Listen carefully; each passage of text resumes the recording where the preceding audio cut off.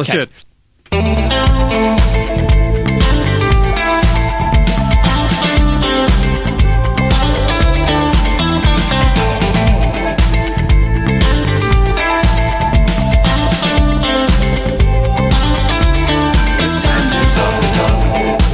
Hello and welcome to this episode of Talk the Talk, RTR-FM's weekly show about linguistics, the science of language. For the next hour, we're going to be bringing you language news, language technology, and some great music. Maybe we'll even hear from you. My name is Daniel Midgley. I'm here with Ben Ainsley. Good morning. And Kylie Sturgis is away today. On this episode, we're talking about speech pathology. That's because it's Speech Pathology Week. How do we help people with communication problems have better access and better representation? We're having a chat about all these questions with a special guest on this episode of Talk the Talk.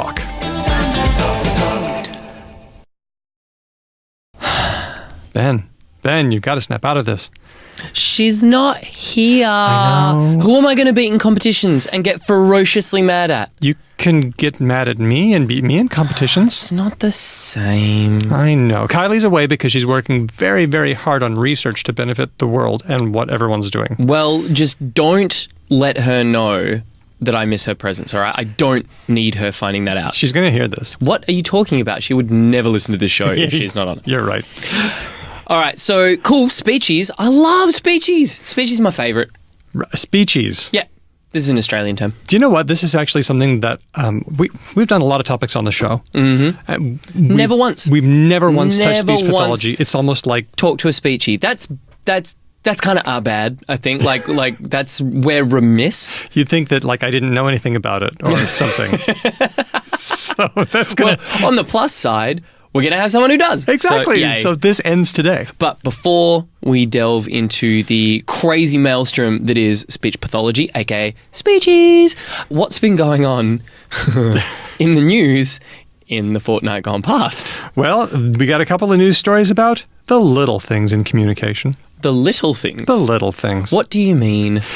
When do you use emoji? In what kind of communications? I've actually found myself using emoji in very, very serious text conversations. And so one of the things, I'm trying to become a more effective listener, not just communicator, but listener. And so one of the things that you learn is that you kind of have to shut up a bunch more. And so, but you don't want to, at the same time, you don't want to go, oh, cool. Like, you don't want to sound like a really boring, stereotypical therapist, right? You go, oh, that's interesting. So I find a little emoji, right? Like, if someone's just laid all this stuff on you and it's really heavy and anything you could say with words will just sound really hollow and trite and empty. The right emoji, though, it keeps it going? Oh, it's just a text chain saver. It's magic. It's really, really good. So I'm actually finding, completely contrary to grumpy old people who are like, no, it's nonsense communication. It's just frivolous. It's what the teens use to talk about their sexting. I actually find it's most useful, or I get the most utility out of it in really, really serious situations. That is really interesting. I know, bizarre. But then again, I tend to be the exception that proves the rule in a lot of instances. That's really good, and I think more people are using them that way, just as these little or that we use to keep things going along. It sounds like you're describing texts and not so much emails. Text messages, okay. SMS. Okay, well, if you're using them in email, you might want to knock it off. Oh. Well, and that's because people suck and people have attitudes. Yes, so they're judging me. Yeah, exactly. This is a study from Ella Glickson from Ben Gurion University in Israel and a team. They published their results in Social, Psychological, and Personality Science. I feel like I can sniff out where this is going. All right, then I want to know three things. Okay. Do you think that they found that it makes you warmer as a person, seem more competent as a person, and do they think that you'll be male or female? I think they found that you will not be perceived to be more competent, you will not be perceived to be warmer, and you will be perceived to be female. All right. Well, let's see what they found. They gave subjects emails, some with emojis and some without. Then they asked them to write an email back and then to say what they thought about that person. Turns out that there was no difference in the amount of warmth that they perceived. Okay. That's kind of surprising to me. Because it's friendly. Well, right. But like you said, I operate under the spectrum that most people are very disappointing, right? And they'll have a bunch of really dumb, boring attitudes. Yes. So I very much assumed instead of warm, people would perceive that to be vapid or vacuous. Okay. Right? Okay. So that was why I didn't say warm. Okay, well, you're right on that one. Yep. No warmer. As far as competence, yes, people perceived the emoji users as being less competent. Yep. Saw that one coming. Even though it takes a good deal of linguistic skill to do the things that you're describing with emoji. Yeah, but no one thinks about that. And then people thought that the emoji senders were more likely to be female, but that didn't relate to the competence thing. Like that didn't Right, they controlled for that. The female perception didn't hurt the competence perception. Right. Let's move on to the second item. Mm-hmm. Brexit or Brexit? I think I go Brexit. Now, this is a thing. People never know what they do. People are really, really bad at knowing what they do. Oh. I mean, you think you don't do stuff, and you do. Brexit. Blah. It's like saying lemon over and over. It just loses all meaning. Welcome to Linguistics Madness. Well, this was the topic broached in an article in The Conversation by Newcastle University linguistics lecturer Damien Hall. He did some Twitter polls, but of course, those aren't very reliable because of desirability bias. We just say whatever makes us look good. Sure. But, here's the thing. Exit is said both ways as well. Oh, snap. It is too. Yeah. I never even made that connection. Of course it is. Isn't that weird? Exit. Exit. Yes, I say exit. Okay. Apparently, the poultry I know creates zitty eggs. That's what's going on in my head. Exit. Yeah. There's nothing wrong with either one. It makes sense to do either one of them because you look at the word, you've got a x sound, which doesn't use your voice. You can do that all the time, and there's no. Whereas the gz variant does use your voice. Oh yeah. But in the word exit, it's blockaded on both sides by vowels. Yes. So maybe you don't feel like turning off your voice for the consonant and then turning it back on for the next vowel. You'll just voice that thing all the way through exit. All right. Well, I decided to check out what the percentage was for exit versus exit. I got onto youglish.com. What is youglish.com? Youglish.com is a great site where, how I think I've mentioned this before, in YouTube videos, there's annotations. Sure. And this will find every instance of exit or anything else and take you to that part of the video. Oh, and then you, snap-a-doodle-doo. And I went for UK only. I only wanted to hear how UK people said exit or exit. Because it's their word. That's right, damn it. And I found that out of the first 50, I didn't look any much past the first 50. I found 16 exits and 34 exits. That's 32% exit. That's nearly a third, right? Yep. Now, here's the funny thing. Hall thinks that Brexit is now associated with the leavers, whereas Brexit is associated with the remainers. Interesting. Ooh, I wonder if there's some sort of classist rural accent thing going on there. Maybe Boris Johnson says Brexit, and so people cluster around that. I can't vouch for Hall's contention, but one part of it does ring true, and that is that if there's any variation in the way that we say things, we will latch onto it and make it a social signifier. That's what we'll do. Hey, you're saying it funny. You must be one of them people. Yeah, you're other. I'm calling this Midgley's dictum. Midgley's dictum. If there is a pronunciation differentiation on an identically spelled word, people will be like, burn the Brexiters! They'll make it socially meaningful in some way. And I'm willing to bet that people say it the way that they make fun of. I'm just willing to bet that.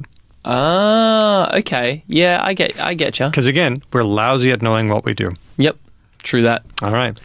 Whew. Well, we better clear the road for our resident. Can I say that? I mean, it's only going to be the one time so far, but let's just say resident anyway. Resident speech pathologist. Oh, wow. I like the sound of that. I'm sure she will too. We'll be talking to Jamaica Grantis right after this track. But first, let's listen to Exit Only by Deerhoof on RTR-FM 92.1. And this week on Talk the Talk, first of all, Kylie is missing. We are very sad. But we've replaced her with a really cool human being to address a failing on the show. We have never dealt or spoken about Speech pathology. Not even once. What is going on with... Ugh, look, we should Never? introduce our speech pathologist. No, never. Wow. I know. How bad of us. But look, there's a voice here and we haven't introduced it. It's Jamaica Grantis, speech pathologist. Hello. Welcome to Talk the Talk, and sorry on behalf of us for your entire profession. That's okay. We've met before. We have? Where was it? Do you remember?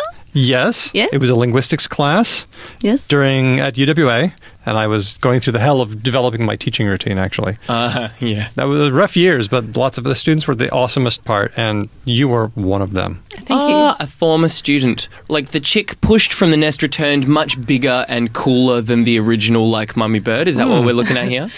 Yes. I don't know about cooler. So, Jamaica, how did you get into speech pathology?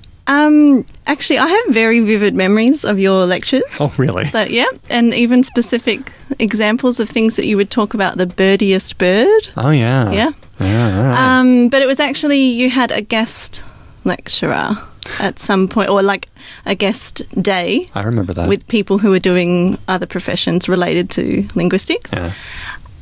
Because I didn't know what speech pathology was before then. And I just thought, yes, something just clicked. Wow. And then I went on to do my master's in speech after finishing linguistics. Dang, Daniel. I You know. just disrupted the heck out of this poor lady's life. And how did you even get into linguistics in the first place? Did you just walk into class one day and that was like it was an elective? Yes. Yes. Yeah. So many. From elective to masters. That's awesome. So somehow, I think I was scratching for like an extra unit. I picked up linguistics and I was like, This is going to suck. everything dawned on me all of a sudden, like how much I've always loved words. I just didn't know what linguistics was. I didn't have a name for what I loved. The science of language. Well, that's better. cool. That's better than what I thought you were going to say, which was I got a linguistics degree and couldn't do anything with it. So I No, I halfway through, I decided speech is what I want to do, but I decided to finish the linguistics first rather than, drop it. Tuck that bad boy under the belt. Yeah. Tell us what you do in your career with speech pathology. Yeah. So I'm going to pretend to not be what I am, which is a high school teacher, which means I actually deal with speeches from time to time, right? So I'm not going to be that because I'm the resident dummy in the show. So I know. I know. Yes.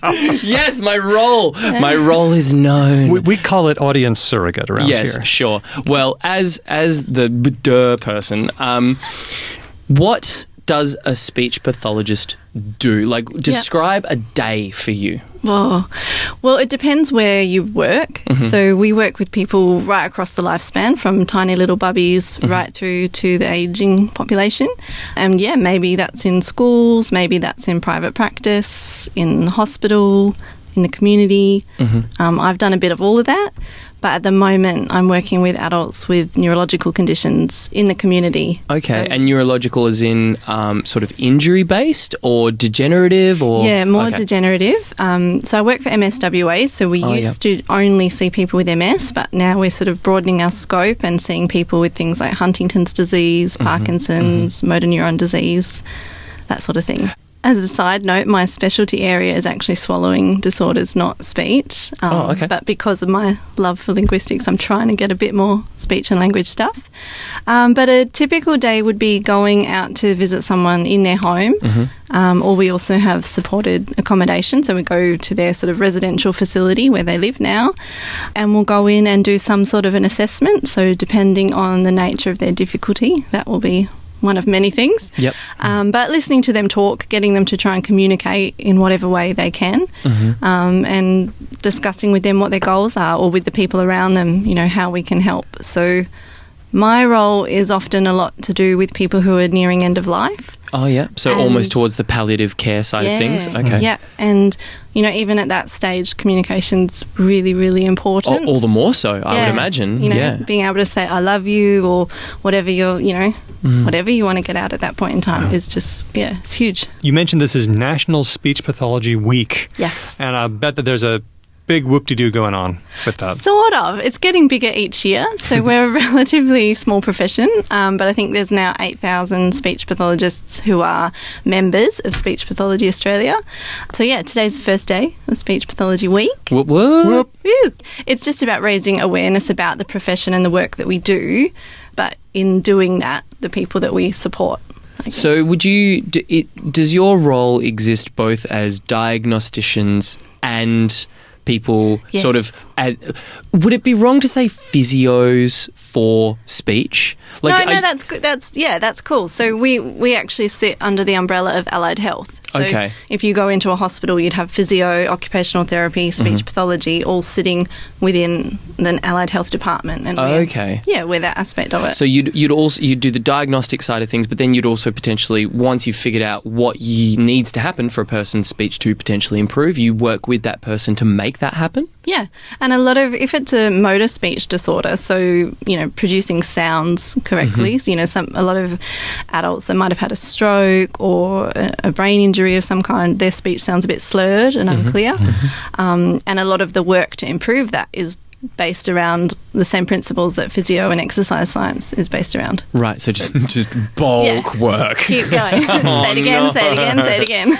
Yeah. Whoosh. Now, one of the things about linguistics is that a lot of people have misconceptions about what we do as linguists. Hey, Daniel, how many languages do you speak? Oh, God. So that's a big one. What are some of the things that you wish people understood better about speech Oh, pathology? yeah. Oh. Biggest like Misconception. misconception. I think the really common one is that we just fix lisps and Of course. stutters and things like that. And because of movies like The King's Speech, which are great because, again, they bring awareness, Yeah. they're so far from what we actually do. But Have you ever found yourself doing what Colin Firth did? No, sorry, what Jeffrey Rush did. when he's rolling on the ground and doing this. All kinds of odd things Yeah, like that.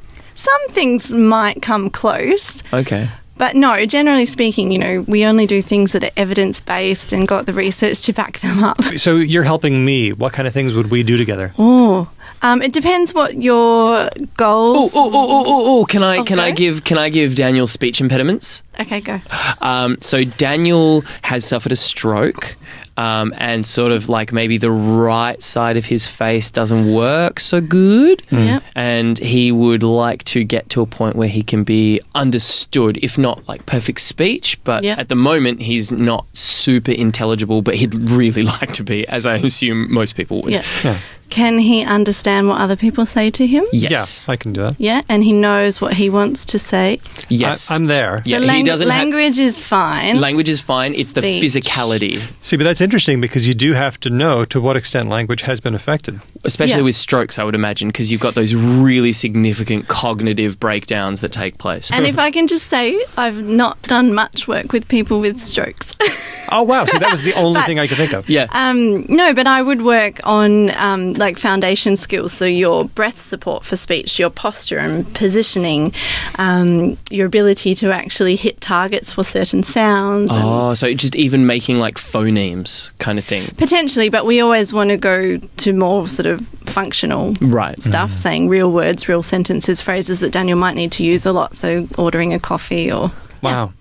This is really interesting stuff, and I'd like to talk more about the projects that you're working on, especially in connection with National Speech Pathology Week.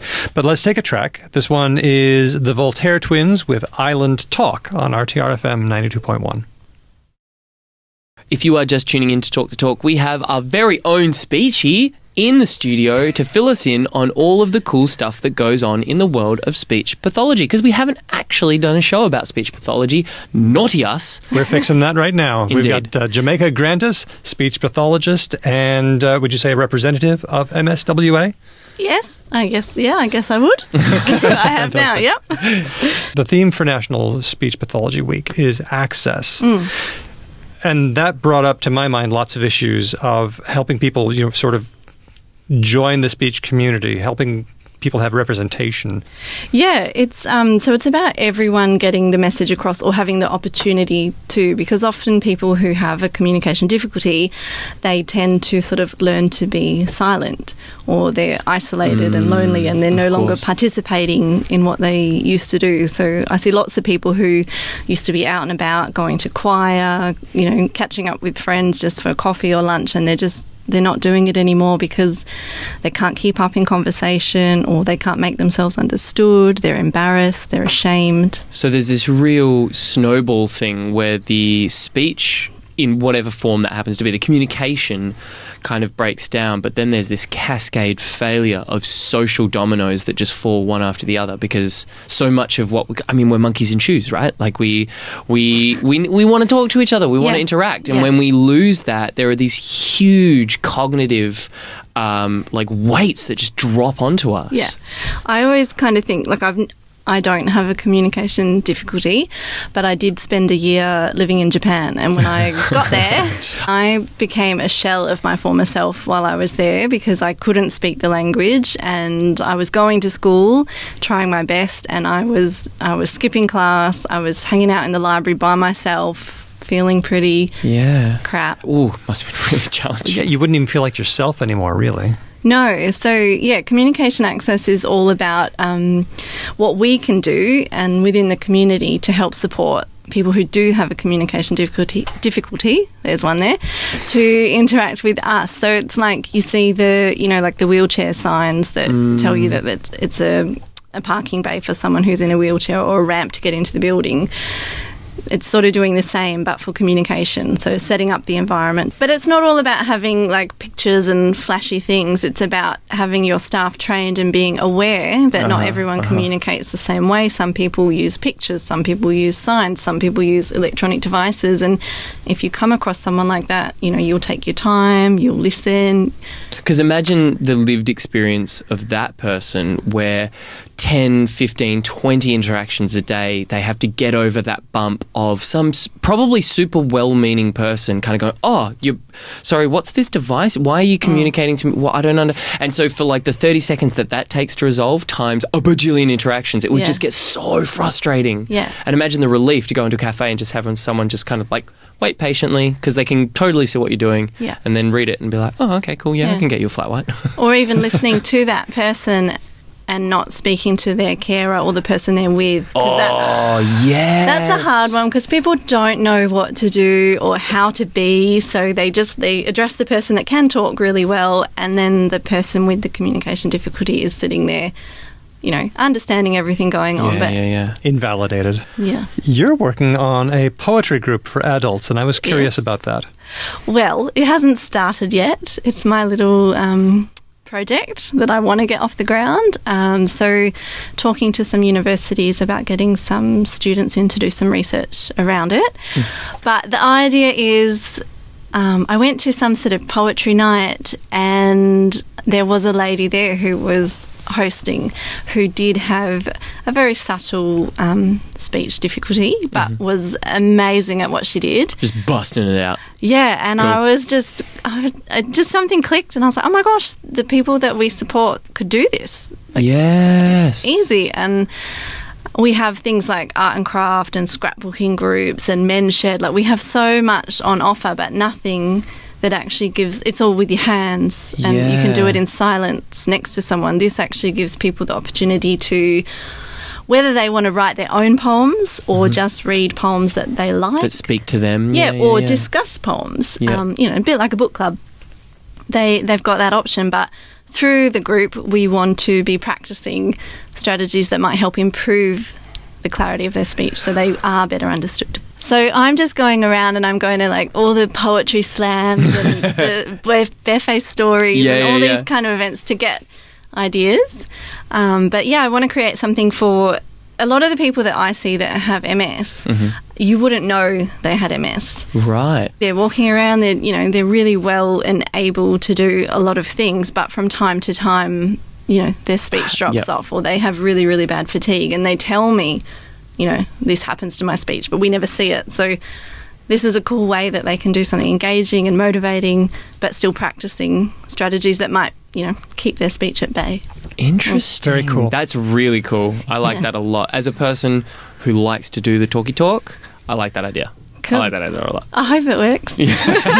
I have a question about speech pathology. Okay. A lot of parents obsess over their child's progress in speech, and they feel bad if they feel like their kid isn't hitting the marks. Yeah. I listened to your show where you talked about what helps babies. Oh, right, yeah. Yeah. Okay. So you know what I'm talking about, because Yeah. a lot of parents are like really intense about it. Yes. I used when- to work with babies. Okay. Oh, man. When is speech pathology necessary and when is it not?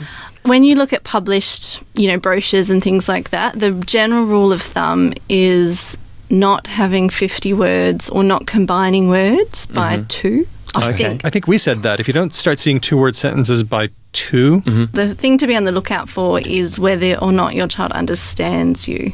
Okay. Because you can be late to talk and catch up, but Yeah. if you've got difficulty, hearing things or following instructions and that sort of thing, then I would get that looked at earlier. Okay. does the industry have good mechanisms in place to keep parents away from speech pathology when it's not appropriate?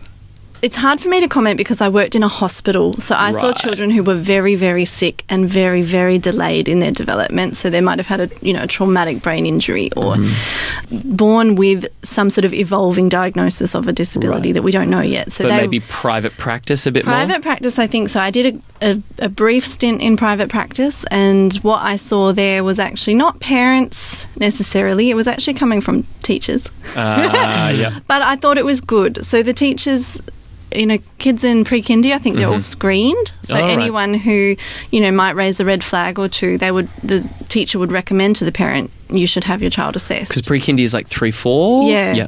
So I saw a lot of kids who'd been flagged that way, and the parents, out of guilt, were bringing their kids in and not really sure. They just wanted to do the right thing. And often what I found is and I'm not a parent, so I don't know how the age thing works, but it was the children who were the youngest in their cohort. So if they had depending on when their birthday was, Yeah.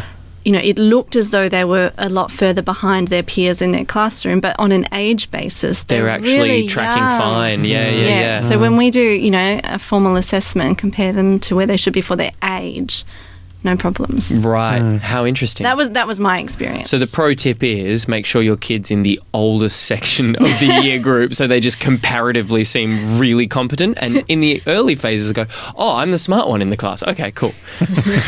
What do you think people should know about speech and speech pathology, or what do you wish they knew? We also work in swallowing. I think that's pretty... Yeah, well, so key. when you said that before, I was Yeah. kind of like, that's not speech. Yeah, no, so pretty much from, your brain and your head down to your throat. The whole vocal tract. We look at those nerves and muscles that move those body parts, and so the ones you use to talk are the same ones you use to chew your food and swallow your food. Interesting. So, no, I just think it's a great profession. There's so much scope to change. Like, I've done autism, early intervention, then, you can work in so many different areas. Well, if somebody has questions about anything we've talked about, where can they go? Yeah, you can go to our national body's website, so speechpathologyaustralia.org.au. Alternatively, there's a private speech pathologist's search engine as well online. You can just Google, or to your local GP. Cool. Well, Jamaica Grantis, thanks so much for talking the talk with us today, and I feel like we've learned a bit about speech pathology. It's true. Thanks for having me. We've rectified. Or begin the process of I rectification. think this is going to require a little more effort here. So maybe you could. Resident Speechies! Oh, yeah. There we go. Do you want to hang out with us for Word of the Week? Sure, yeah. Let's take a track, and this one is Phaser Days with Bedroom Talks on RTRFM 92.1. Phaser Days. Phaser Days. Now, gather round the wireless friends as we scooch our collective chairs in and, in great anticipation, turn our ears towards the speakers for Word of the Week. We missed out on a few things over radio. Oh my God! Look, I know you're a huge fan of the swearing, but straight up, shit went bananas This while was we were gone. just a bizarre couple of weeks. I can't I can't even. Like, Even I can't. just so many of the things. Okay, so Charlottesville, first of all. That Okay. was crazy. Let's- and the worst. Just the worst. So a couple of weekends ago, a bunch of white nationalists, I guess we could call them Nazis, converged on Charlottesville, Virginia with flaming tiki torches. So the first word of the week is one coined by Robert Trekinski of The Federalist. He described this as Citronella-Nacht. Ah, instead of Kristallnacht. I like that. That's a cool little... It's a cool little reference to something that was like really, really unfunny. Kristallnacht, a night of anti-Jewish rioting and vandalism that really was kind of a turning point toward the Holocaust. That was Friday. By Saturday, a counter-protester would be dead. Heather Heyer killed when one of the Nazis drove his car into a crowd. It's just really good. The U.S. president couldn't bring himself to condemn the Nazis specifically, instead condemning the violence on many sides.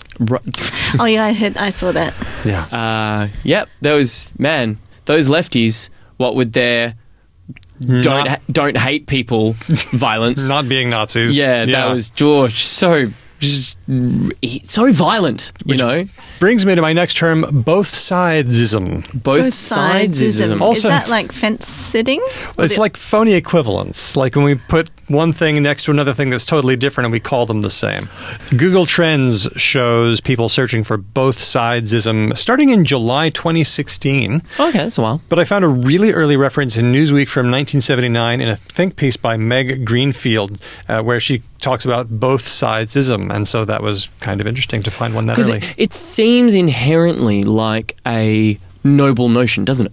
What's that? Both sidesism, right? You want to look at both sides. You're trying to be a reasoned, critical analysis purveyor, right? And you want to reasonably engage with both sides and kind of go, okay, I'm going to look at this bit and I'm going to look at this bit and and make your decision up. But But when one side is like, let's kill all of a certain people and create a white ethno-state, and the other people are like, or we could not why do don't that. we not do that thing? That's not... There's really very little of merit in the genocidal, racial cleansing side of the argument. Yeah. The other similar term to both sidesisms is whataboutism. Whataboutism? Whataboutism. Ben Zimmer did a really good piece in the Wall Street Journal about whataboutism, and this was kind of a Soviet tactic, so it's no wonder that Donald Trump used it. Well, he is a fan of the Ruskies. Likes them a lot. So what you do is, like if you want to criticize the Chinese and say, hey, Tiananmen Square was really a terrible thing, and then they come back and say, yeah, but what about Kent State? Right? Which is what they do. Okay, so far we've got Citronella-Nacht, whataboutism, both sidesism. Then there's alt-left. Love this one. In particular, the president condemned the alt-left. You had the alt-right on one side, the alt-left on the other. Hey, it's all a bit of a wash. As for me, I'm going to stop using the term alt for anything. I don't think that alt-right is a useful designation. Neither do I. There are white nationalists, there are Nazis, and there isn't really an alt-left. This is just a device that's beat up by people who are trying to promote both sidesism, a kind of phony equivalency. Do you know what? My brain almost goes, like in that classic, I've forgotten the character's name, but Jeff Bridges, is it Jeff Bridges from The Newsroom? Where like he basically goes, do you know why people hate Democrats? Because you just lose. And my brain almost goes, I wish there was an alt-left. Like I wish the left could congeal enough from all of these different horses pulling in all of these different directions to actually get something done for once. But we don't, so we should stop using it. Well, maybe there is some hope, because there was, in this last weekend, another rally for the right in Boston and in many other cities.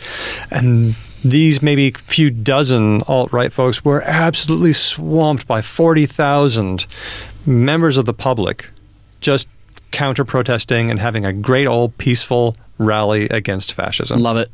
Yeah, this is kind of what we hope to see. There isn't an alt-right, there isn't an alt-left, there's Nazis and white nationalists, and then there's normal people. This is what we call then there's normal people. everyone else. Well, we've done a lot of words of the week, and it's always kind of terrible. As I establish I know. every week. But I've never had one that made me feel like, when I was researching it, made me feel just gross and terrible. So let's lighten it up a little bit. Oh, what do you got? Well, on our own fair shores, Pauline Hanson walked into the Senate wearing a burqa. Oh, we opened this one up, didn't we? We did. We opened it up to our Facebook community. I asked them what to call this kind of garment when Pauline Hanson wears it into the Senate. Here are our best answers. Okay. Lucienne and Sue both said a burqa, as in the person wearing it is a bit of a burk. Oh, like the classic Australian insult. Yes. I love it. Susie Boozy calls it a bad habit. Oh, There you go. oh, snap. I love that. Kelly calls it a jerka. Oh, Strong. Holly calls it what the furka? Oh, there's some good I fire know, this here. is comedy gold. John calls it an embarrassment. Yep. Jessica says Okay. maybe an off-color KKK robe, perhaps? Oh, yep. Classic. Dan calls it a broke, as in you must be morally broke to think this headline grabber is anything short of asinine Islamophobic nonsense. Broke. I like that. And I described it as an example of thinly veiled racism. Hey, Thank you. Daniel. I didn't think enough people liked that Stop one. that. You devil, you. We still need a name for the cascading citizenship debacle that Scott Ludlam inaugurated. What's going on here? So are we going to leave that one open to our listeners? Let's leave that one Okay. open. We'll see if we can come up with something for that next week. As you just heard, if you would like to engage with our very nerdy but very funny listenership via Facebook, we've got a great little community going on there. You can find us there. Or you can get us on Twitter at TalkRTR. Why not send us an email, talkthetalk@rtrfm.com.au. And if you've got any burning questions that you would like to shoot past Daniel right nowsies, you can give him a ring. 9260-9210. Jamaica Grantis, thanks so much for hanging out with us and talking word of the week. Sorry, Daniel. I hate to correct you. I'm sorry, but your title for Jamaica was wrong. Oh. Resident Speechy. Oh, yeah. Jamaica Grantis. cool. I thought you were about to say speech therapist. I was going to correct you. Oh, yeah. Speech pathologist. To our resident speech pathologist, Jamaica Grantis, thanks so much for coming and hanging Thank out you with for us. having me. Let's listen to a track, and this one is by Nicholas Albrook, Salvo or Stop the Goats, a thinly veiled blah blah on RTR FM 92.1. I'm Daniel. You're here in the closing minutes of Talk the Talk. Time to take some of the feedback that we got from listeners. Noisy Andrew gave us a bit of an email at studio, and it was about the finding that people think that using emojis in email make you seem less competent. He writes, seriously? Writing is fun. Why not discover this, people? You can play so happily in the words. Play is fun, right? And be less vapid/lazy/dismissive. Signed, Noisy, because in space, no one can hear you, emoji. Look, I agree. I think that writing can be fun, and while there's a time and a place for serious things, I don't think there's any sort of reason why we shouldn't be dropping the occasional emoji into a work email, especially when the boundary between texting and emailing is getting so fuzzy. 5 years ago, I would never think of sending a work message via SMS, but now people do more and more. And so, what happens? I guess when you're sending a work SMS, you tone it up a little bit, and with an email, it's already kind of up there. But, it's true. The whole language judging thing and the whole language policing thing is one of the things that I'm really trying hard to fight. And we really try to work at this from two angles. I try to educate people and say, okay, when you are communicating, be a good code switcher. Be a good person who knows the difference between the situations, and you can adapt your speech or your writing to fit. And that's one thing. Because if you aren't a good code switcher, then you might have some problems with people judging you and stuff like that, because people are kind of terrible that way. But I also want to work at this from the other angle. We need to fight the language police. Explain why language is okay to have different ways to do it. Explain why language changes over time. Explain that different things are appropriate in different situations. And especially try not to look down on people who maybe haven't had the educational opportunities that you have, or maybe who aren't good noticers, or maybe who aren't good switchers, because they deserve to have their voice represented as well. So lots of representation issues coming here. Tavet on Facebook says, greetings, I just finished listening to the latest episode on the rules of humor generation. Ah, yes. And started to wonder about languages that sound funny to us. For English speakers, I guess Dutch would at least look funny with its welcome on board and so on. As an example more close to home, Estonian, very similar to Finnish, sounds funny to a Finn. Why, though? What could be some things that make a language sound funny? I guess entropy, mentioned in the episode, could play a role, although Finnish is not that much funny to Estonians, only the other way around. They might have something to do with weaker vowels in Estonian, making it sound like a kind of gobbledygooky Finnish, or maybe there's a social element to all of this. Do you have a take on this? Let's talk about this. Let's break this down. The closest thing that I can think of that we've talked about on this is the bit we did many episodes ago about which accent is the sexiest. Remember that one? And everyone says, oh, the Irish accent is terribly sexy, or the French accent, or Spanish, or whatever. But what the research found was that what we consider sexy doesn't actually have that much to do with the language itself. It has to do with our perceptions and our socio-cultural notions about what sexiness is. And I think that what we consider funny is also kind of cultural as well. You know, there's dry humor, there's broad humor, there's dark humor. What we consider funny is what we're kind of used to considering as funny. So I think that is probably the closest answer I can get without researching it more in depth. I also remembered our discussion of the Snunn-Koopel effect with Dr. Chris Westbury and how entropy was a good measure of whether something was considered funny or not. He emailed me, and I just have a little correction to make. I got one thing wrong there. I described entropy wrong. I said that there was higher entropy for funnier words, but that was kind of backwards. He contacted me and explained that when we're talking about uncommon letters, it might be more clear to talk about low-frequency letters being funnier, which is actually kind of true. If you have a made-up word with lots of Z's or Z's and things in it, then that can be more funny. Thanks to Dr. Westbury for getting in touch. Really appreciate the feedback, and happy to get it right if we don't quite get it right all the time. I would like to say a huge thank you to everyone who supported the station in our Radiothon episode, and for those who named Talk the Talk or Tuesday Mag as your favorite show, just a very, very special thank you. We were very gratified by the response that we received. And remember, it's not secretly too late to support the station. You can still jump in and donate a few bucks. Take out a platinum subscription. If you are an international listener, I'll reiterate my offer. A mug and a t-shirt mailed to anywhere in the world if you're a platinum subscriber. And if you haven't subscribed and you still would like to, it's not too late. You should definitely keep listening because Mark Neal is going to be taking us out to lunch with all the latest and greatest new music. I'd like to thank Jamaica Grantis for appearing on the show, and I'd like to thank you for listening. Please continue listening, and until next time, keep talking. This has been an RTR-FM podcast. RTR-FM is an independent community radio station that relies on listeners for financial support. You can subscribe online at rtrfm.com.au/subscribe. Our theme song is by R Trees, and you can check out their music on rtrees.com and everywhere good music is sold. We're on Twitter at TalkRTR. Send us an email, talkthetalk@rtrfm.com.au. And if you'd like to get lots of extra linguistic goodies, then like us on Facebook or check out our Patreon page. You can always find out whatever we're up to by heading to talkthetalkpodcast.com.